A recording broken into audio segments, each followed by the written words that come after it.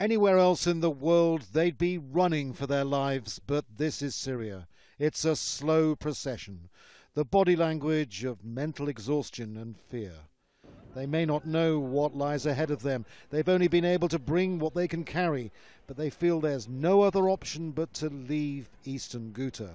The command of the Syrian army urges all civilians to leave the areas under control of the extremist organizations through the safe corridors. We affirm that we will continue to fulfill our national and constitutional duty to defend the nation until the return of security and stability throughout the country.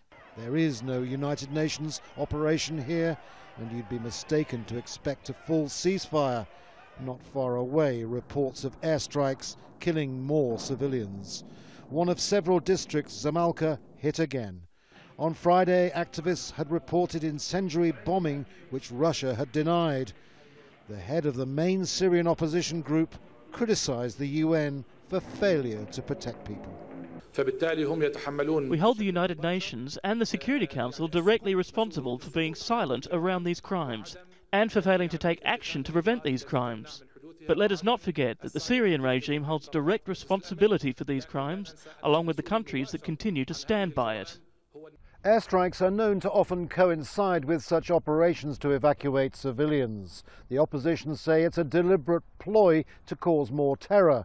And the Syrian Observatory for Human Rights says at least 30 civilians died as they attempted to flee Eastern Ghouta on Saturday.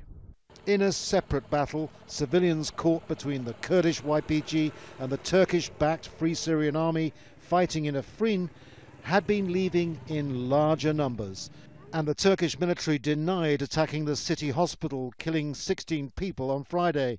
It said these pictures were taken on Saturday morning, showing the building unscathed.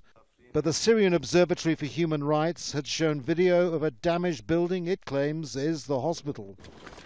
As FSA fighters took control of a prison and Turkish forces maneuvered, the UN warned it was deeply alarmed by reports of civilian deaths, and it was also concerned about reports of Kurdish fighters using civilians as human shields.